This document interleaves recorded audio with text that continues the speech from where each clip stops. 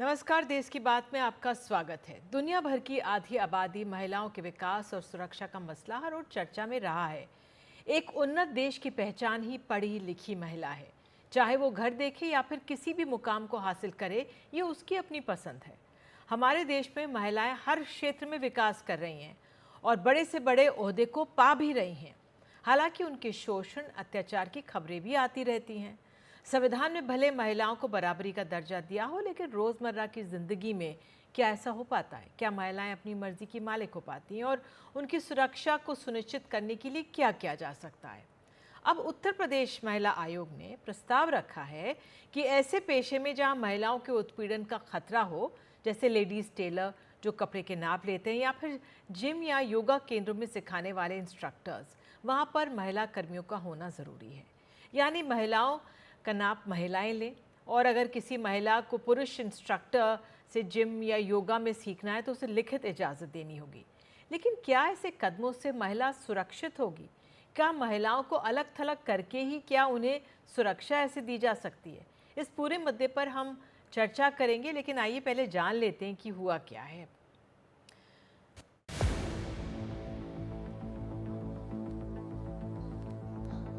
अगर पुरुष हैं तो महिलाओं के कपड़ों का नाप नहीं ले पाएंगे उत्तर प्रदेश के लेडीज टेलर। उत्तर प्रदेश महिला आयोग ऐसा चाहता है। आयोग के मुताबिक महिलाओं से जुड़े कामकाज में पुरुषों को नहीं लगाया जा सकता। आयोग चाहता है कि महिलाओं के कपड़ों का माप पुरुष दर्जी ना ले। दर्जी की दुकान में महिला कर्मी जरूर हो। इसी तरह ब्यूटी पार्लर में महिलाओं का मेकअप महिलाएं ही करें। जिम और योग सेंटर में महिलाओं के लिए महिला इंस्ट्रक्टर ही होनी चाहिए। अगर किसी महिला को पुरुष इंस्ट्रक्टर चाहिए तो उसे लिख कर देना होगा। जिम है या ब्यूटी पार्लर हैं या बुटीक हैं जहाँ महिलाओं के कपड़े सिलाई होते हैं, या जो कोचिंग सेंटर हैं, तो बहुत सारी जगह ऐसी हैं कि जहाँ भी वो अभी पता नहीं क्यों अनदेखा ऐसा हो रहा था कि हम नहीं समझ पा रहे थे। लेकिन क्राइम की अगर बात की जाए, जब महिलाओं की सुरक्षा की बात है, जब हमारी सरकार भी इतने कॉन्शियस हैं, इतना अवेयर महिलाओं को कर रही हैं, तो मुझे लगता है कि जब ट्रेनर अगर जिम में हैं तो अगर लड़कियां रखी जाएंगी तो दो चीज़ होंगी। एक तो जो वहाँ महिलाएं या लड़कियां, बच्चियां जो जिम कर रही हैं वो सुरक्षित होंगी। दूसरा, हमारे यहाँ महिलाओं को काम मिलेगा। महिला आयोग को लगता है कि इस फैसले से महिलाएं सुरक्षित रहेंगी। काफ़ी अच्छा डिसीजन है, क्योंकि बुटीक में जितनी भी लेडीज़ आती हैं वो डिमांड यही करती हैं कि आपके पास कोई फ़ीमेल होनी चाहिए नाप लेने के लिए। ज़्यादातर मैं आपको बोलूँ कि 95% जो लेडीज़ हैं वो कंफर्टेबल नहीं होती कि मास्टर जी या कोई मेल नाप ले। और हमारे यहाँ इसी चीज़ को ध्यान में रखते हुए हमने शुरू से ही एक लेडी को एम्प्लॉय कर रखा है जो नाप वगैरह लेती हैं। तो मुझे लगता है कि ये डिसीजन काफ़ी अच्छा है। यहाँ के टेलर भी बहुत अच्छे हैं जो बहुत फिटिंग बनाते हैं, और जो नाप लेने वाली यहाँ पे महिला हैं जो कि कंफर्टेबल फील कराती है, जो हर किसी का फर्स्ट प्रायोरिटी होता है, जो कि हर लेडी का होता है, और मेरा भी है। इसलिए कभी ऐसा हुआ कि आप मेल टेलर के यहाँ गए माप देने के? हाँ बिल्कुल बिल्कुल, आज तक बहुत बार। हाँ, क्या मतलब इस तरह का कभी फील आता है कि नीयत खराब होती है? हर बार नहीं, लेकिन हाँ कभी कभी ऐसा हुआ भी है कि मतलब उनकी तरफ से इंटेंशनली जब होता है वो फील हो जाता है कि वो बैड टच है। इससे उन टेलर्स के कामकाज पर भी असर पड़ने का अंदेशा है जो आमतौर पर महिलाओं के ही कपड़े सिलते हैं। लड़की तजुर्बेकार हो गई, उसको तजुर्बा और एक्सपीरियंस हो गया उसको, तो अब लड़की नाप आप सही लेती है। कमी बेशी है तो फिर ये मेरा तजुर्बा काम करता है ना, कि बिटिया ये गलत है, वो सही कर लेती है बस। यहाँ से पहले जहाँ भी आप काम करते होंगे तो कभी महिलाओं का माप वगैरह लेते थे? नहीं, कभी नहीं, मैंने नाप नहीं लिया आज तक। ऐसे में कुछ लोग ये भी कह रहे हैं कि इस तरह का अलगाव पैदा करने की कोशिश की गई तो संभव है कि कुछ और जगहों पर भी ऐसी मांग होने लगे। मसलन महिलाओं के लिए टैक्सी कंपनियां महिला ड्राइवर ही भेजें, महिला ड्राइवरों वाली बसों में ही महिलाएं बैठें, होटलों रेस्टोरेंट में महिलाओं को खाना सिर्फ महिला वेटर ही सर्व करें, रेलगाड़ियों में महिला यात्रियों के साथ महिला स्टाफ ही डील करे।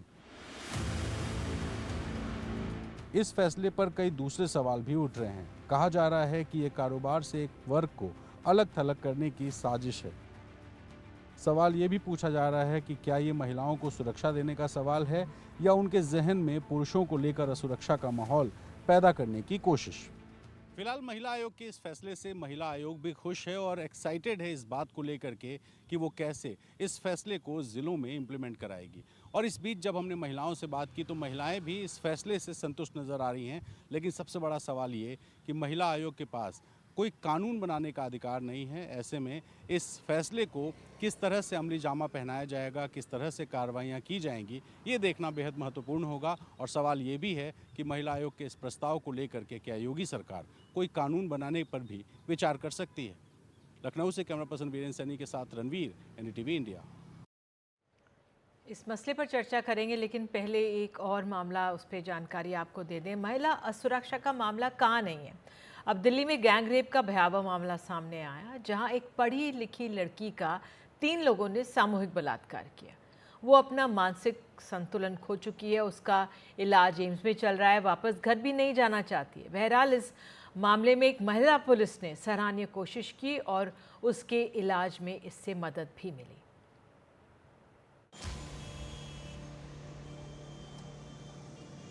ये कहानी है दिल्ली की और एक ऐसी घटना की जिससे पता चलता है कि देश की राजधानी महिलाओं के लिए कितनी सुरक्षित है।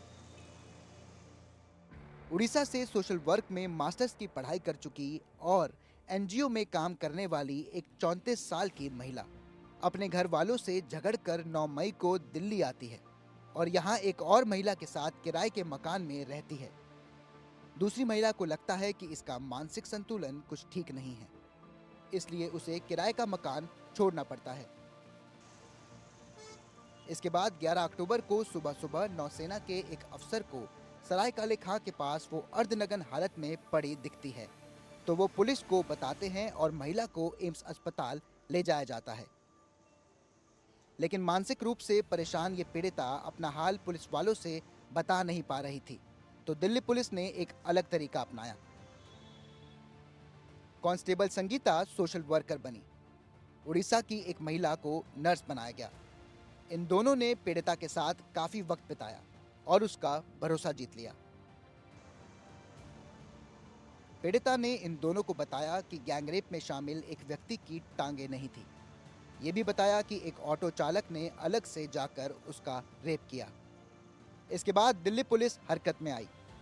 उसने आईटीओ और पुरानी दिल्ली रेलवे स्टेशन के आसपास के 700 सीसीटीवी कैमरे खंगाले और 150 से ज़्यादा ऑटो चालकों से पूछताछ की। पुलिस की इस गहन जांच में साफ तस्वीर उभर कर आई। 10 अक्टूबर की शाम को पीड़िता आईटीओ पहुंची। वहां प्रमोद और शमसुल शराब पी रहे थे। इन दोनों ने पीड़िता के साथ गैंगरेप किया। इसमें ऑटो चालक प्रभु महतो भी बाद में शामिल हुआ। फिर प्रभु पीड़िता को ऑटो में राजघाट के पास ले गया। वहां फिर रेप करने के बाद सराय काले खां के पास फेंक दिया। दिल्ली पुलिस की महिला कर्मियों ने जिस अनोखे ढंग से ये केस सुलझाया वो तारीफ के काबिल है, लेकिन कानून व्यवस्था और प्रशासन पर सवाल जरूर उठेंगे, साथ ही उस समाज पर भी जिसका घिनौना चेहरा इस पूरी घटना ने बेनकाब किया है। एक पीड़ित महिला के आरोपियों को दिल्ली पुलिस महिला कर्मियों ने पकड़वाकर इंसाफ तो दिला दिया, लेकिन जब देश की राजधानी दिल्ली का ये हाल हो, जहां पर एक पढ़ी लिखी महिला आम सड़कों पर एक ऑटो चालक, विकलांग और कबाड़ बेचने वाले जैसे पुरुषों के सामने खुद को बेबस महसूस करती है, तो ये समाज के सबसे भद्दे पहलू को उजागर करता है। आखिरकार सवाल यही खड़ा होता है कि कब महिलाएं खुद को सड़कों पर सुरक्षित महसूस करेंगी। दिल्ली से अपने सहयोगी मुकेश सिंह सिंगर और अपने कैमरा पर्सन सचिन गुप्ता के साथ मैं शुभांग सिंह ठाकुर, एनटीवी इंडिया।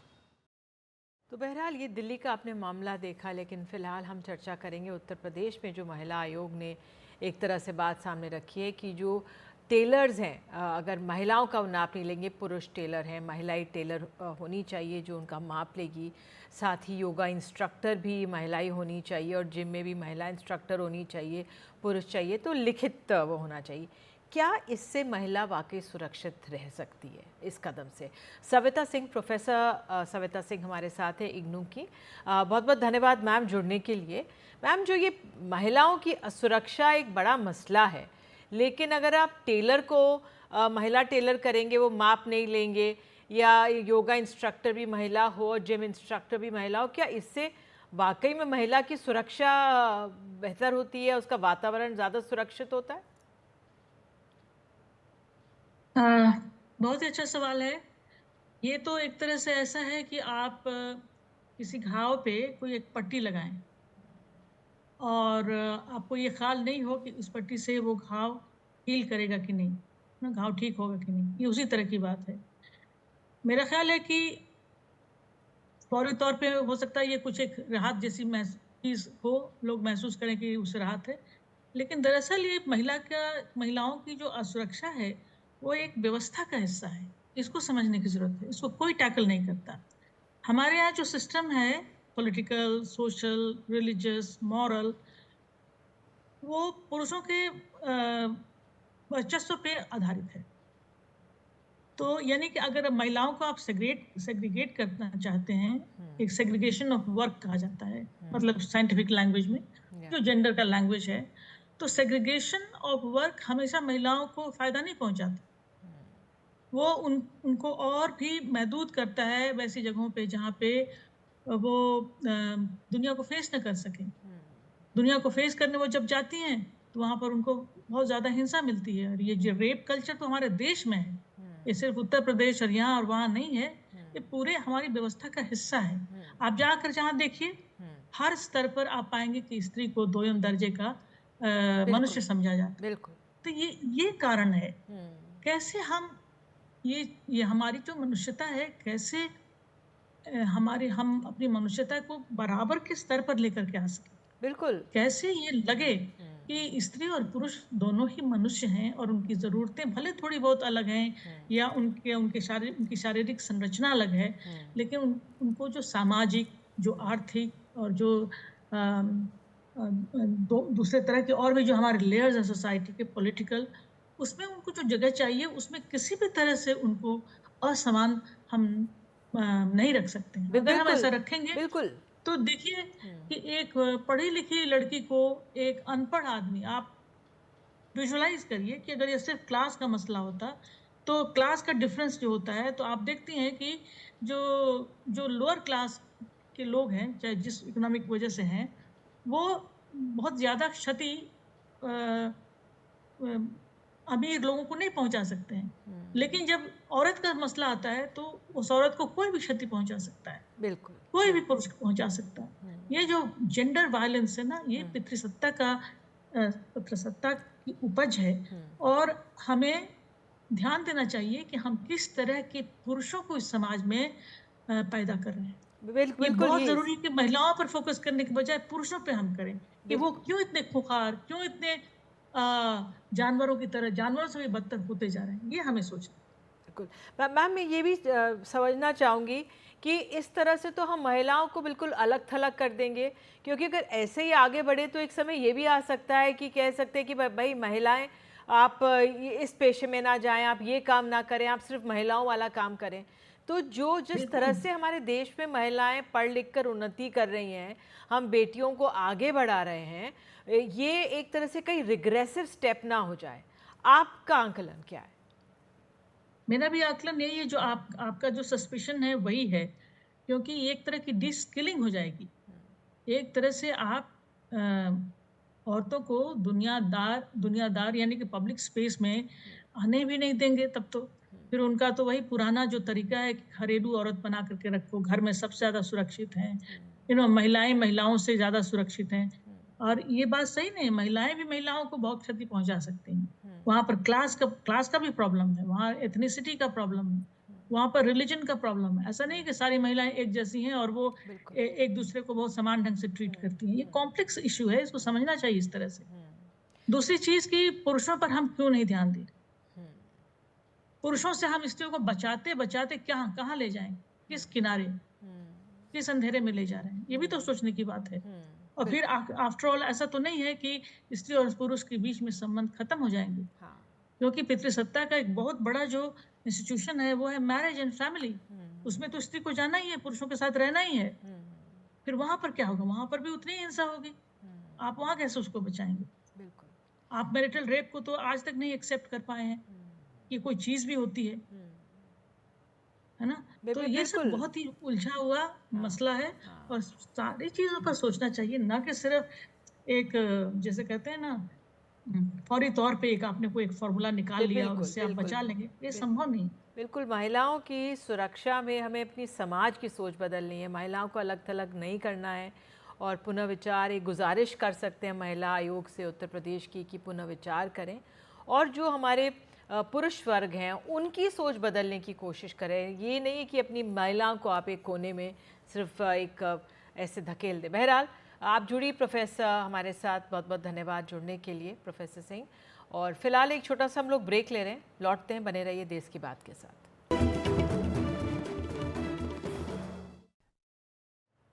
बात चुनावों की। झारखंड के विधानसभा चुनावों में जीत को लेकर असम के मुख्यमंत्री हेमंत बिस्वा शर्मा पूरी तरह से आश्वस्त हैं। हमारे सहयोगी मनीष कुमार के साथ बातचीत में उन्होंने कहा है कि मैया स्कीम की वजह से घर घर में लड़ाई बढ़ी है। उन्होंने घुसपैठ को झारखंड में मुख्य मुद्दा बताया। हेमंत झारखंड चुनावों में बीजेपी के सह प्रभारी हैं। क्या लग रहा है, क्या ऐसा किया आपने? बीजेपी और एनडीए चुनाव बहुत बढ़िया से जीत जाएगा, कोई समस्या नहीं है। आपने माइक्रो भी किया है, मैनेजमेंट मैक्रो भी किया, क्या ऐसा किया है? देखिए, लोग मोदी जी को चाहते हैं, घुसपैठियों को भगाना चाहते हैं, युवा नौकरी चाहते हैं, तो मेरा लगता है कि चुनाव इस बार बीजेपी एनडीए आराम से जीतेगा। आप लोग क्या हेमंत सोरेन के खिलाफ आपका क्या मुख्य मुद्दा है? देखिए, हेमंत सोरेन ने 5 साल कुछ नहीं किया, क्वेश्चन पेपर लीक होते रहा, घुसपैठिया आते रहा, कुछ काम ही नहीं हुआ। लेकिन उनके खिलाफ एंटी इनकम्बेंसी वैसा नहीं दिख रहा है। आप देखिए, ये एक कहा जा रहा है कि जो उन्होंने मैया स्कीम चलाई है उसके कारण जो है भैया घर में बुजुर्ग का पेंशन बंद कर दिया, सासू का पैसा बंद करके बहू को दिया, मैया सम्मान को लेकर घर में सास और बहू का झगड़ा चल रहा है, तो आपने किसी को गलत खबर आपको दे दिया है। 6 महीना से बुजुर्ग को पेंशन नहीं मिल रहा है। घुसपैठिया स्कीम, आप घुसपैठियों का वो आपने बड़ा मुद्दा बनाया है। देखिए, ये मुद्दा मैंने नहीं बनाया, ये झारखंड का बड़ा मुद्दा है। इसका जमीन पर कितना असर है? जमीन पर नहीं, पूरा लोगों का दिलों में ये बात है कि झारखंड से घुसपैठियों को निकालो। और आइए अब बात करते हैं अलीगढ़ मुस्लिम यूनिवर्सिटी की। सुप्रीम कोर्ट के चीफ जस्टिस डीवाई चंद्रचूड़ ने आज अपने कार्यकाल का आखिरी फैसला सुनाया और ये इस मसले पर था कि क्या अलीगढ़ मुस्लिम यूनिवर्सिटी के अल्पसंख्यक का दर्जा कायम रहना चाहिए। फिलहाल ये एएमयू का अल्पसंख्यक दर्जा रहेगा। इस पर अलीगढ़ मुस्लिम यूनिवर्सिटी के छात्रों की क्या राय है, बता रहे हैं हमारे सहयोगी शादाब सिद्दीकी।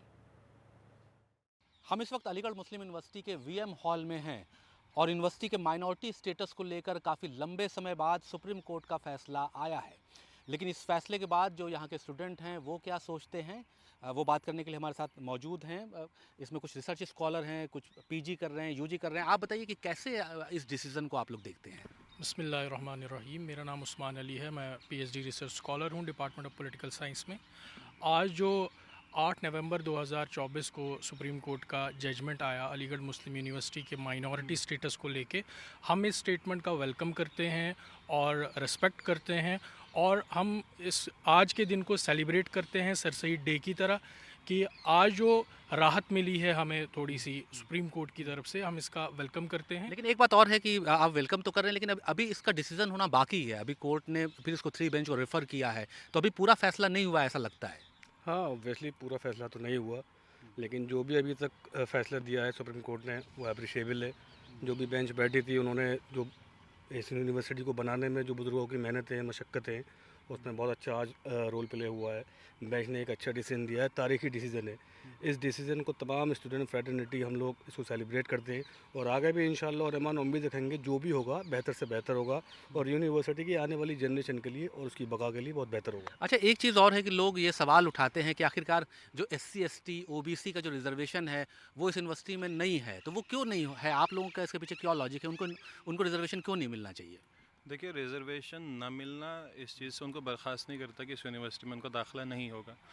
मगर जब आप साचार कमेटी देखते हैं, उसकी जो रिपोर्ट थी, तो मुस्लिम तबका जिसके लिए ख़ास तौर पे जो जजमेंट वगैरह का भी फ़ैसला आया हमारे पास, जो 67 को ओवरटर्न कर रहा है कि एलिजिबल है ये यूनिवर्सिटी माइनॉरिटी स्टेटस के लिए कि नहीं, तो हम अगर इसको उस तरीके से देखें कि सोशो इकोनॉमिक स्टेटस मुसलमानों का क्या है, तो ये एक बहुत एक इंक्लूसिव इंस्टीट्यूशन है। तो अगर आप ये देखें कि SC ST जो गैर मुस्लिम तबके से लोग हैं, अगर आप उनको देख रहे हैं कि ये पसमानदा हैं, तो उसी में साचार कमेटी की एक बहुत नेशनल रिपोर्ट है कि मुस्लिम तबका भी जो है पिछड़ा हुआ है। तो यानी आप साचार कमेटी की रिपोर्ट का हवाला दे रहे हैं। देखिए, दर्शकों को एक बात ज़रूर बता दें कि जो AMU में एक इंटरनल रिजर्वेशन भी है, यानी जो बच्चा यहाँ पे पढ़ता है उसको अगले कोर्सेज़ के लिए 50% रिजर्वेशन मिलता है। मसलन आप UG का कोर्स कर रहे हैं, तो आप जब PG में जाएंगे तो आपके लिए 50% सीटें रिजर्व होंगी। वो इंटरनल रिजर्वेशन की व्यवस्था भी यहाँ है। तो आपसे जानना चाहेंगे, आप बताइए कि जो इंटरनल रिजर्वेशन है, आपको क्या लगता है कि वो होना चाहिए कि नहीं होना चाहिए? लोग उस पर भी सवाल खड़े करते हैं। जी सर, इंटरनल रिजर्वेशन तो होना चाहिए, क्योंकि जो मुस्लिम माइनॉरिटी अपने कल्चर को प्रोटेक्ट कर सके, ये अकॉर्डिंग टू आर्टिकल 30, तो ये माइनॉरिटी स्टेटस ज़रूरी है। इंटरनल रिजर्वेशन को लेकर भी जैसे आप लोगों को एक विशेषाधिकार मिलता है, उसके बारे में आप क्या सोचते हैं? क्या आपको इससे जो बाकी स्टूडेंट आते हैं उनके मुकाबले आपका एडमिशन आसान हो जाता है? देखिए सर, जो इंटरनल रिजर्वेशन मिलता है वो सिर्फ मुसलमानों को नहीं मिलता है, वो हर उस स्टूडेंट को मिलता है जो AMU में कोई डिग्री ले चुका होता है। उसमें नॉन मुस्लिम्स भी आते हैं, चाहे हिंदू हो, सिख हो, बौद्ध हो, जैन्स हो या एथीस्ट हो। अगर वो एक बार एनरोल हो चुके हैं, कोई डिग्री ले चुके हैं, अब वो दूसरे किसी कोर्स में जाना चाहते हैं, तो उन्हें इंटरनल रिजर्वेशन मिलेगी irrespective of religion, caste, colour और जेंडर।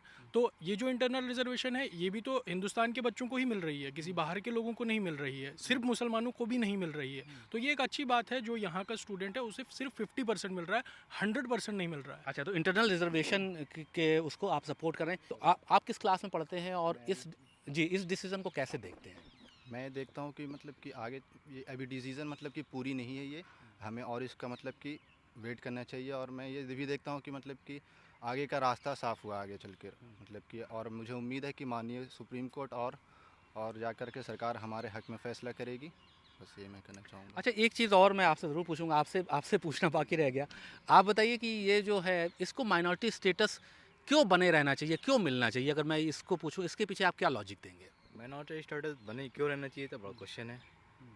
अभी हम देखेंगे रिजर्वेशन ही आप देख रहे हैं कि OBC reservation, SC ST reservation है, तो इस पे भी मेन बड़ा मुद्दा खड़ा होना चाहिए, आखिर ये क्यों है।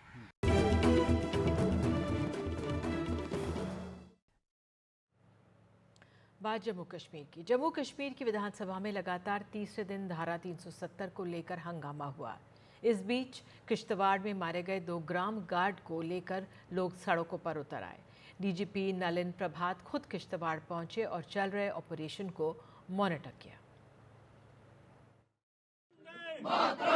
शहीद कुलदीप जी अमर रहे, शहीद कुलदीप जी अमर रहे। जब किश्तवाड़ में मारे गए 2 विलेज डिफेंस गार्ड की हत्या को लेकर चक्का जाम चल रहा था, तब जम्मू कश्मीर की विधानसभा में हंगामा हो रहा था। चुने गए विधायक एक दूसरे का गिरेबान पकड़े हुए थे। कुछ धारा 370 की बहाली के लिए और कुछ उसके विरोध में।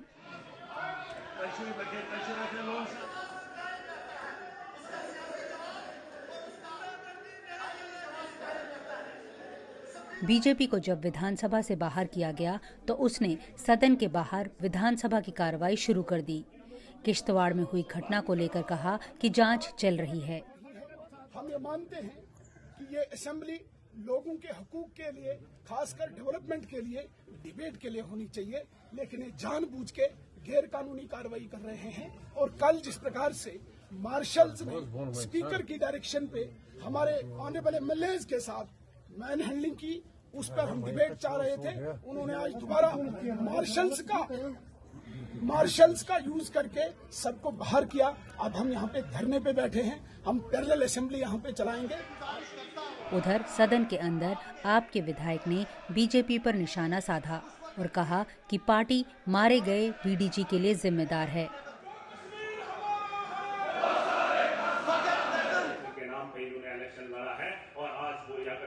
इसका शिकार हुए हैं। मैं शर्मिंदा हूँ इनकी सोच पे आज इन्होंने फिर हंगामा किया। इनको बात करनी चाहिए थी। इनके इलाके में, इनकी कॉन्स्टिट्यूंसी में वो हादसा पेश आया और इसके जिम्मेदार भी यही लोग हैं। पूछ लीजिए भाजपा के लोगों को, पूछ लीजिए पुलिस के डिपार्टमेंट को, पूछ लीजिए डीसीज को कि आपने इलेक्शन से पहले कितने लोगों को कितनी बंदूकें दी हैं, क्यों दी हैं, इस पे बात होनी चाहिए। 3 दिन पहले ये ग्राम रक्षक नजीर अहमद और कुलदीप कुमार गायब हुए थे। तब से उन्हें ढूंढने का काम चल रहा था, लेकिन शुक्रवार को दोनों के शव मिले। जम्मू कश्मीर में जब से नई सरकार आई है, तब से आतंक का साया इस इलाके में और ज्यादा गहरा होता दिख रहा है। कारोबारी भी परेशान है और आम जनता भी। जो हमारे 2 VDG शहीद हुए हैं, उनके शहीद होने पे पूरे किश्तवाड़ में आज चक्का जाम और बंद रहेगा।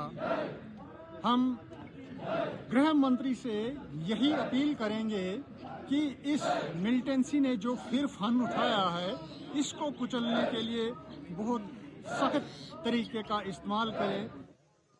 इस बीच क्योंकि जम्मू कश्मीर की सुरक्षा की जिम्मेदारी लेफ्टिनेंट गवर्नर मनोज सिन्हा की है, उन्होंने DGP नलिन प्रभात को किश्तवाड़ रवाना कर दिया ताकि लोगों के बढ़ते गुस्से पर मरहम लगाया जा सके।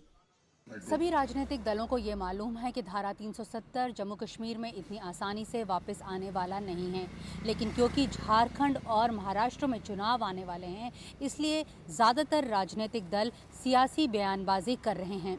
अच्छा होता कम से कम अगर जम्मू कश्मीर विधानसभा में ये दल मारे गए 2 विलेज डिफेंस गार्ड्स या फिर बढ़ते हुए आतंक के ग्राफ के ऊपर चर्चा करते तो अच्छा होता। नई दिल्ली से नीता शर्मा, NDTV इंडिया के लिए। रुपया अपनी ऐतिहासिक गिरावट पर है। डॉलर के मुकाबले 84 पार कर गया है। इसकी वजह बता रही हमारी सहयोगी साक्षी बजाज। आज भारतीय रुपया में हमने काफ़ी गिरावट देखी। आज एक ऑल टाइम लो देखा हमने भारतीय रुपया में। हमने ये देखा कि इसके काफ़ी सारे कारण हैं, लेकिन एक्सपर्ट्स के अनुसार 2 की कारण जो हैं वो अभी ये हैं। पहला कारण ये है कि FI आउटफ्लोज जो हैं, यानी कि फॉरेन इंस्टीट्यूशनल इन्वेस्टर्स का जो आउटफ्लोज हो रहे हैं, वो जो है भारतीय रुपया पे इम्पैक्ट कर रहे हैं। और दूसरा कारण ये है कि डोनाल्ड ट्रंप की जीत के बाद डॉलर इंडेक्स जो है 4 महीने के हाई के पास में है और इसका डायरेक्ट असर होता है भारतीय रुपया पर, तो इसीलिए हम ये वीकनेस देख रहे हैं। एक्सपर्ट्स का ऐसा मानना है कि जो बुलिश आउटलुक है US डॉलर के लिए, वो भी आने वाले समय में भारतीय रुपये पर असर देगी और इन्वेस्टर्स इसीलिए जो है एक कॉशियस अप्रोच जो है, एक वेट एंड वॉच अप्रोच जो है ले रहे हैं।